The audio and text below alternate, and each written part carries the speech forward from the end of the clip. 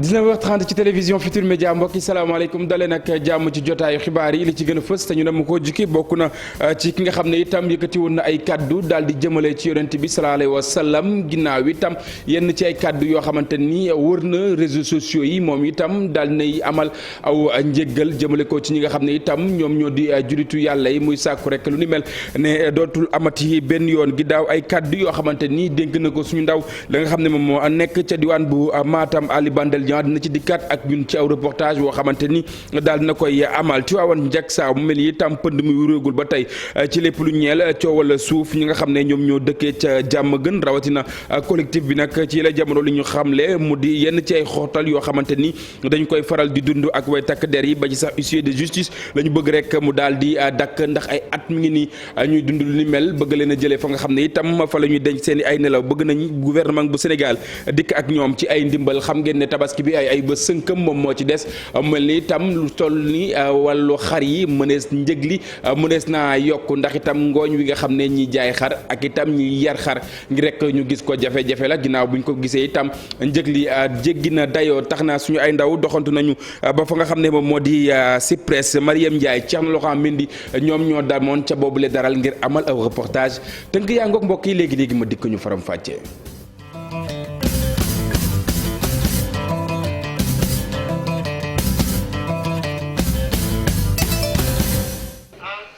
ndaw li yëkkati woon ay kàddu jëmale ci yonent bi sallallahu alayhi wa sallam xam ngeen ne lu ni mel wër na àdduna jaarale ci li nga xam ne nag moom moo di xarala yu yees yi moom itam daal di rek yeesal ay kàddu ko njéggal di jéggal lu ni mel te xam ne rek ne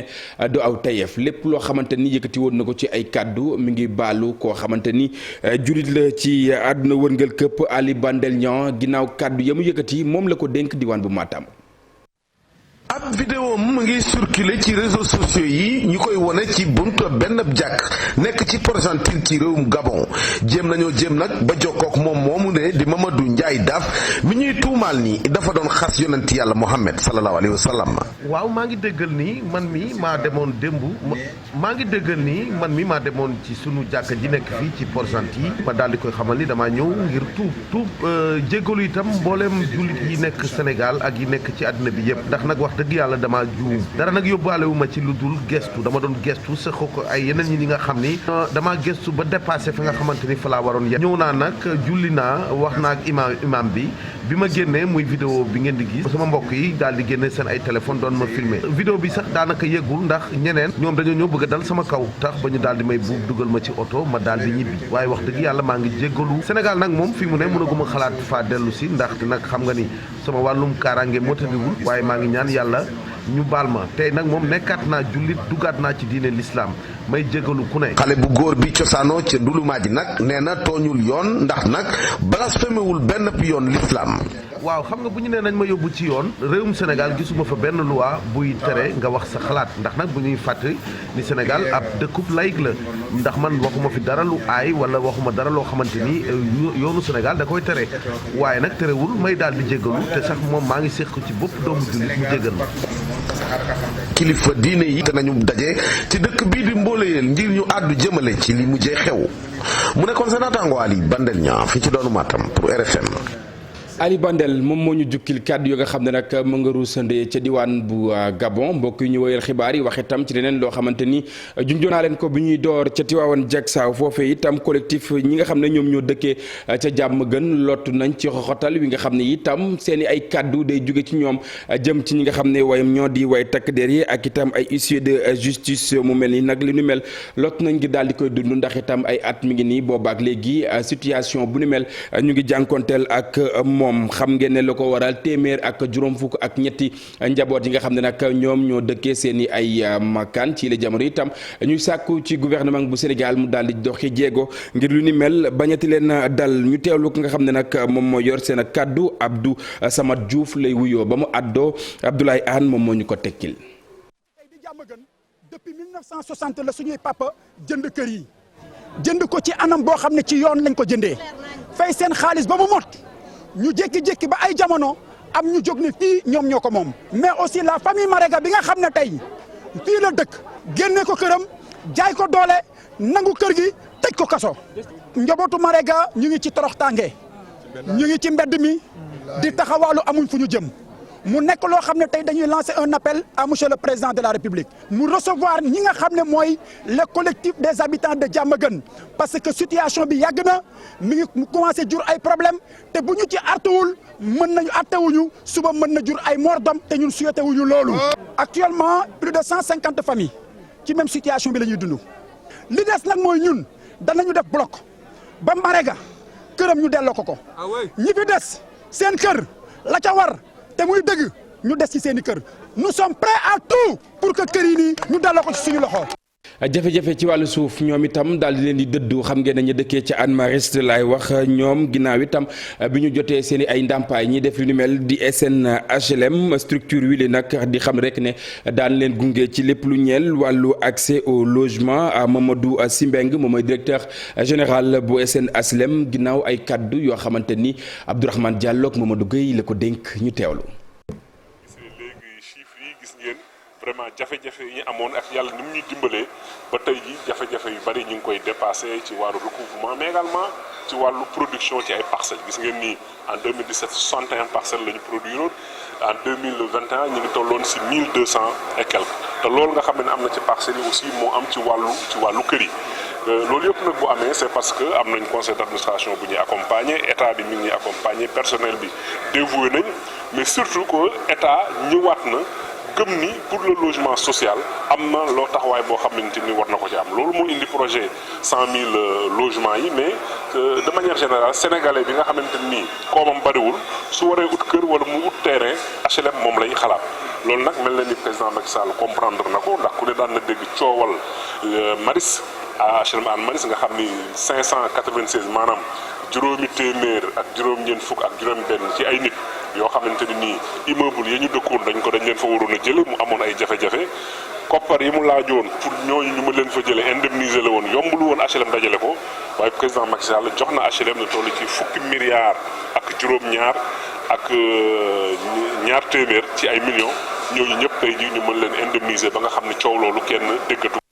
ginnaaw màkkaan yi ñu wax ci xàll wi xam ngeen ne nit ñi fa la ñuy jaar bi la yoon hôpital bu Grand Mbour ak itam route nationale bi foofee dig-digal woowee nag la nga xam ne dañ ko fa doon joyanti xam ngeen ne liggéey ba fësal nañu ko waaye ndorteel li nag ci la jamono moom moo yéex a tàmbali tax na itam askan wa nga xam ne ñoom ñoo fa yeewoo di ñaalu baax lu ni mel la ñuy ñaawlu itam bokk na rek ci dige yoo xamante ni duñu ko mës a amal Abdourahmane Diallo ak Mamadou Gueye ñoo ñu teewal ca diwaan bu Mbour. weer a ngi nii bu ñu amalee xew-xew bu mag ngir tàmbale liggéey tali bi nga xam ne dafa jógee route nationale jëm hôpital Thierno Mansour Baro ki defoon li ni mel mooy ministre bi di Samba Diobène Ka ak kilifa yu nekkee Mbour ginnaaw xew-xew boobu noonu amul dara lu ci tegu luy wane ni tali boobu commencé nañ koo defar. vraiment war nañu mën a am respect ci nit ñi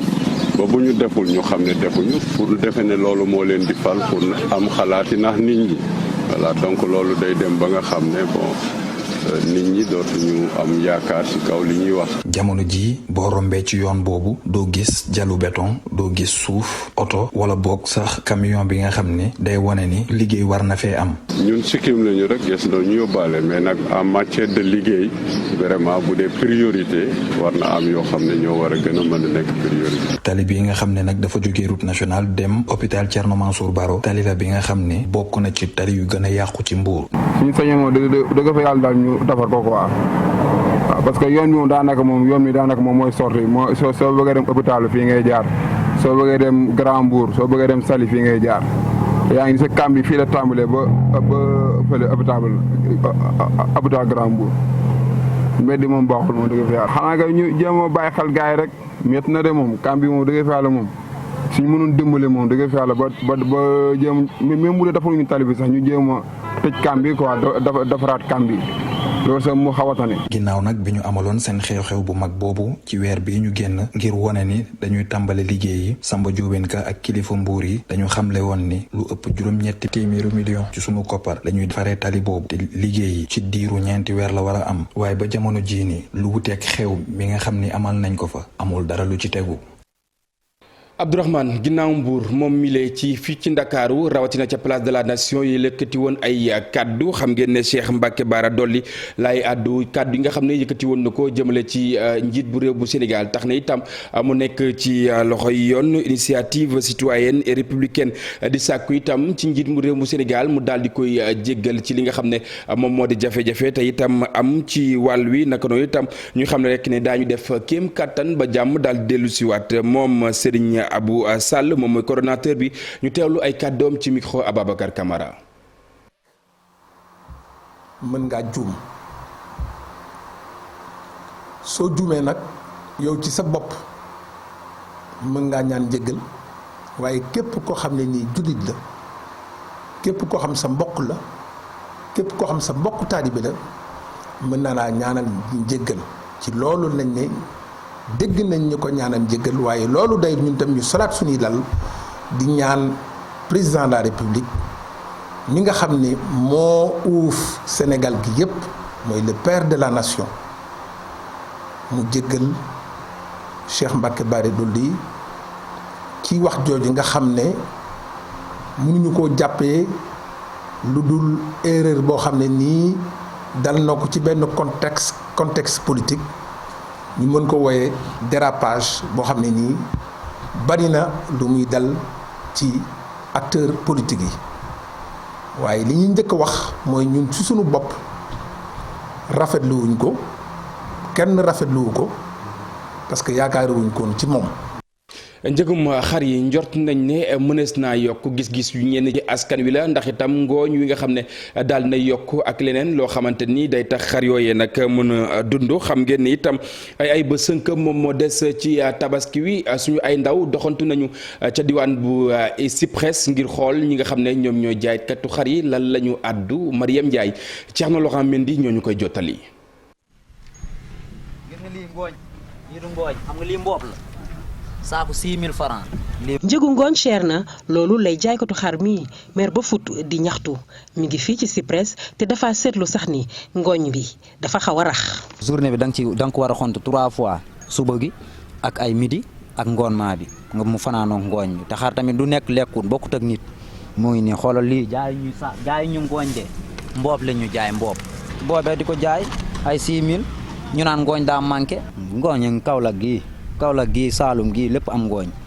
jaaykati xar bi jóge ba Jolof loolu la seetlu fi mu ne nii jaaxle dikkal na ko ndax ay xaram lu toll ci 4 saaku ngooñ la ñuy soxla bés bu ne. chaque journée lu mu ndaw di nga sotti ay 4 saaku ngoon maa bi nga sotti ripaas ay 5 wala 6 te ripaas bi saaku mu ngi jar 18000. jaaykat yi ci boppam dañuy jënd ci ñeneen i nit yoo xam ne ñoom it dañuy jënd looloo waral njëgi xar bi du mën a yomb ci seen kàddu. boo jëndee xar da ngay am problème jaay ko te ngooñ bi seer na ripaas bi seer na xar moom mënut yomb ñun ñi xar yi dañuy dem jëndi xar yi ñi koy jaay tamit ñoom tamit dañoo jënd xar yi bu client ñëwee fi mu naan bu dee bàyyi leen xar yi ngeen di seeral ku xamul ñëwee fi day yaakaar ñun dañoo juddul xar. ren tabaski ñi ngi ko jàpp ci fukki fan ci weeru juillet waaye ni at yi weesu am xar bi nga bëgg ci njëg bu yomb dina jafe ci kàddu jaaykat yi ñu fekk fii ci Cyprès. Mariam ngir itam ñam yi nga xam ne dañ koy jëfandikoo mu di doomi aadama yi ñu mën koo amal ci anam bu mucc ay paaw rek nag ñu coppi li nga xam ne moom moo di doxalin kàddu yi ni mel ka gisee ko mu di rek Jean Pierre Senghor ginnaaw itam la ñu fësal bokk na ci rapport prospective alimentaire du Sénégal 2035 moom itam muy sàkku ci ñi nga xam ne ñoom ñoo war a defi jéego ñu daal di def seen kéem kattan ñu teewlu ay kàddoom. koy def faw ñu taxaw xool naka la ñuy def ba loolu mu dàq jóge fi loolu nag faw ñu investir ci agriculture loolu la gouvernement bi di def faw nit ñi xam tamit que li ñu yor fii suñu dëkk mooy suñu céréale dugub baas yi muy fojo muy dugub mais waay nañ ko fonk wax nañ ko fii mais li xew ci àdduna bi war nañu yee ci li nga xamante ne moom foofu la ñu war a jublu mooy béy dundee jàppale ñi nga xam ne ñoo nekk ci transformation parce que nit ki nag amoo leneen lu dul li ngay béy parce que su dee yow da ngay tàllal sa loxo compte ci koo xam ne moom amee jafe-jafe moom dafay aar d'abord njabootam yow nekkoo ci dara kon nag souveraineté alimentaire dafa nekk loo xam ne lu soxal président de la république tey Sénégal gëstukat yi dañoo gis ne li ñuy lekk dafa niin diwlin bu bëri xorom su bëri si suukar su bëri si loolu mooy indi feebar yi nga xamante ne moom la gëstukat yi gis ne faw ñu moytu faw ñu xoolaat suñu lekkin dellu si mooy suñu céréales yi mooy li nga xam ne moom la dëkk bi am dina wàññi feebar yooyu te dina aar Sénégal ci li nga xamante ne moom mooy insécurité alimentaire. ca bët gànnaar bu réew bu Sénégal mbokk yi itam jàpp leen ne coow li jeex na foofu diggante baykat ak itam càmmkat ginnaaw itam commune bu ñiit ba mu leen jaglelee lu toll ci ñeent fukki hectares yoo xamante ni des na fa mën a bàyyi ku ci nekk itam ci anam wa nga xam ne moom nga yëngu nga mën cee gis sa bopp bu baax a baax diwaan bu Ndar Géej Ousseynou Diop Habib Seck ñu teewlu.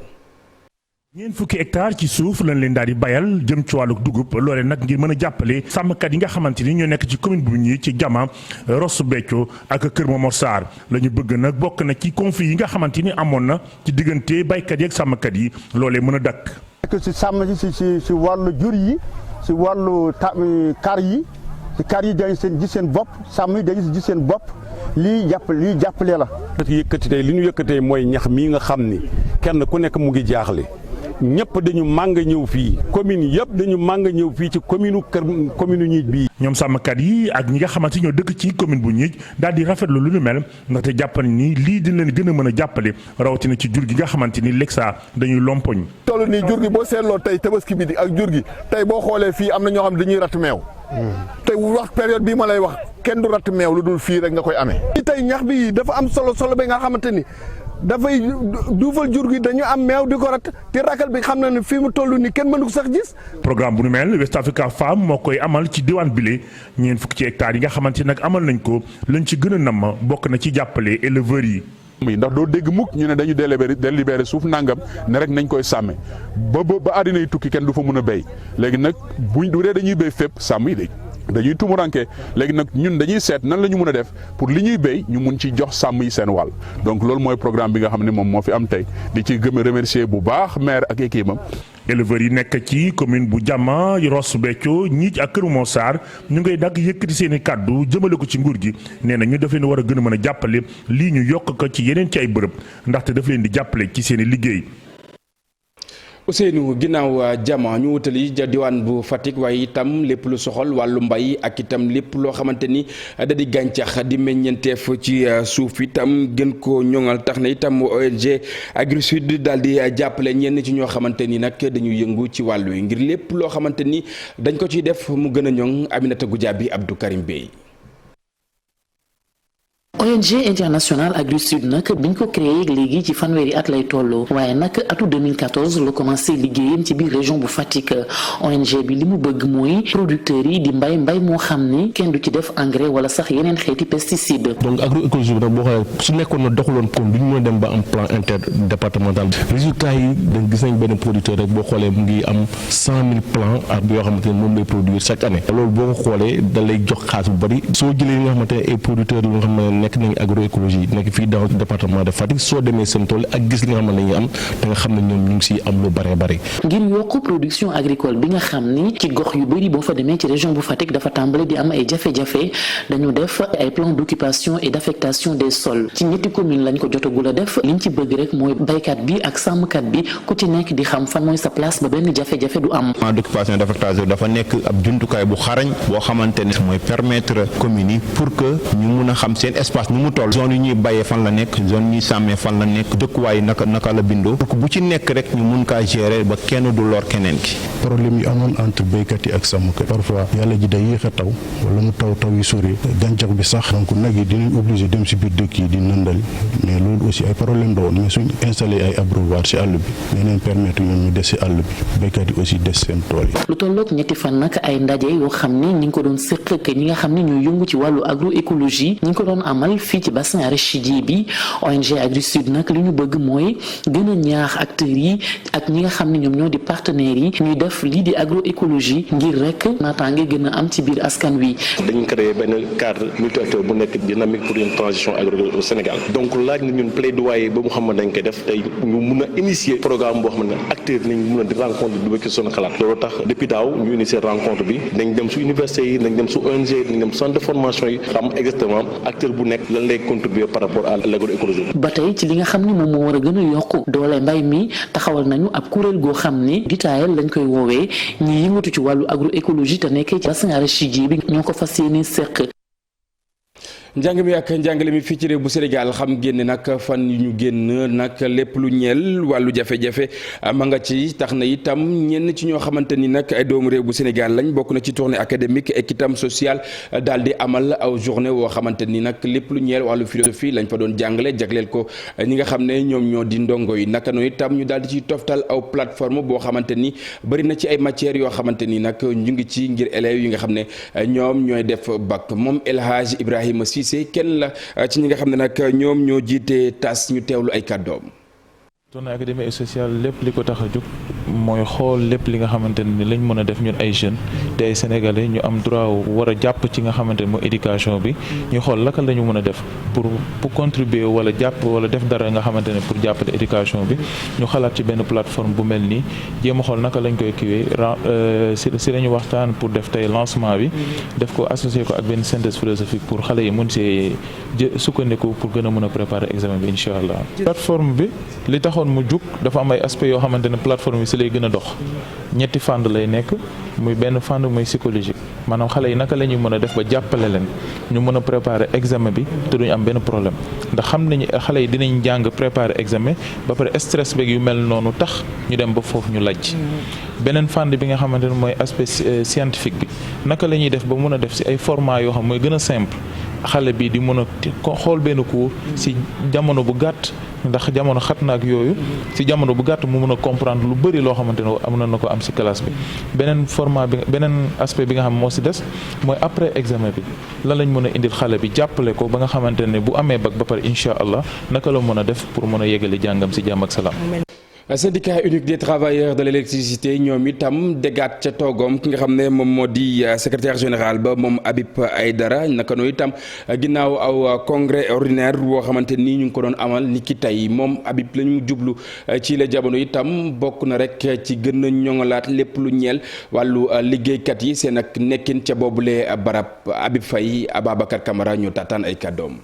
na société bu toll ni Senelec bu amul tenue de travail amuloo moto yoo liggéeyee amuloo chaussure de sécurité loolu paradoxe la leneen li aussi mooy déroulement de carrière bi dafa am ay nit yoo xam ne dañoo jël seen xaalis dem jàngi mais bi ñu ñëwee diplôme yi ñu jëlee ci njàng moomu ñu fay kenn revaloriser wu ko donc dañ leen di bàyyi foofu chauffeurs yi ak monteurs yi gis nañ ne seen catégorie yi ñu leen jëlee baaxul am na ñoo xamante ni ñu ngi nekk Azer wala Comasel wala Contour Global wala Tegma wala Kunun Power ñooñu dañu sori lool par rapport ak ñun ci ay avantages yu ñu am ndax ci courant bi la ñuy liggéey amuñu ay risque électrique ensuite dañuy liggéey ci courant bi mais ñoom dañuy fay courant fa ñu nekk loolu aussi c'est des difficultés yoo xam ne war nañ ci taxaw ci yeneen structures yi dañ ci war a taxaw xool aussi les conditions de vie et de travail nit mënoo liggéey te amuloo tenue de travail. mbokk yi Biennale Dakar xam ngeen ne boobu ak léegi ñu ngi leen di jukkil yenn ci ay reportage niki tey ji itam daañu taxaw wax ak ci ki nga xam ne mi ngi amal ay exposition mu yëngu ci wàllu peintre Victor Sona lay wuyoo moom mi nag di doomu Cameroun naka noonu itam liggéeyam saa su nekk mi ngi def kéem kattan ba daal di koy gën a ñoŋal ci la jamono ma nga fa nga xam ne moom moo di ca Pays-Bas lay rek daal di dund Ibou Diouf ak itam Alioune Diagne ñoo séq waxtaan ak moom. moom mii di doomu Cameroun buy dund Pays-Bas Victor Sona saa su nekk mu ngi jéem a indi lu bees ci aar bi muy yëngu loolu nag da ciy fësal li nga xamante ne moom la dund ci lañ ko yare ak li mu gis biti réew. ECHO c'est un peu basé sur les valeurs universelles que j'ai. man li may def dama koy wekk ci ay valeurs universelles fi nga xamante ne fa laay dund di Pays-Bas souvent damay laaj lan mooy identité nan lañ mën a def ngir fësal ko ci loolee nag ci di Senghor ak Césaire damay xool bu baax seeni liggéey rawatina li nga xamante ne mooy cahier de retour au pays natal loolu laa fësal ci bile projet di ECHO. Et je me suis dit là je présente le projet ECHO en montrant un peu que de temps en temps il peut avoir une deuxième côté qu'on cache parfois. ci ni muy liggéeyee nag yenn saay danay faral di jëfandikoo ay jumtuwaay yoo xamante ne daanaka kenn utiliser tu ko. Le message de l'œuvre c'est en fait c'est un peu que à un certain moment qu'on se dit. sama message nag damay ñëwaat ci benn gis-gis benn xam-xam bu ñu am nan lañ mën a def ngir méngale ko ndax am na loo xamante ne tamit mu ngi ci ñun te mënatuñ ko génnee moo tax yenn saa yi damay jëfandikoo jumtuwaay yi ngir fexe ba joxaat leen beneen dundu maanaam. Pour redonner c'est une deuxième valeur quoi. liggéeyam bi nag di fësal ñaari gis-gis yu wuute la xew Afrique ak itam la muy gis witi réew loolu rek may na ko mu am gis-gis bu bees ci biir aar bi muy yëngu ak ni mu koy defaree. En fait cette place elle n'est pas encore acquise. bu ñu wax ci wàllu aar place su Afrique moom daanaka mu ngi fi waaye ngir ñu jot ko nag foofu ñu am beneen gis-gis man sax bëgguma di wax africain ndaxte ci li may yëngu muy art plastique dama gis ne rek daanaka genn kàddu la. De toutes ces connaissances qu'on a mutuelles. liggéey bi mu sumb di ko fësal saa su nekk day fësal rek dundam jaar-jaaram ci jamono joo xamante ne dafa nekkoon ci ay jafe-jafe fi nga xamante ne mooy Cameroun loolu nag bokk na ci li ko inspiré tey bi muy fësal objet d'art yi la. Ibu mbokk yi boobule élément fa la ñuy jaar daal di yëkkati jotaay wi dig daje ak rédaction bu télévision Futur Média léegi ki nga xam ne moom moo di Sara Cissé dina fi teew jukki leen xibaar yi ci kàllaamay français lu mooy loolee itam ma jox leen daje ëllëg incha allah à partir de 6h30 ci seen émission info du matin mu ñeel revue des titres woy leen des ak suñu ay programme jaa ngeen jëf mbokk yi ñu fanaan jàmm.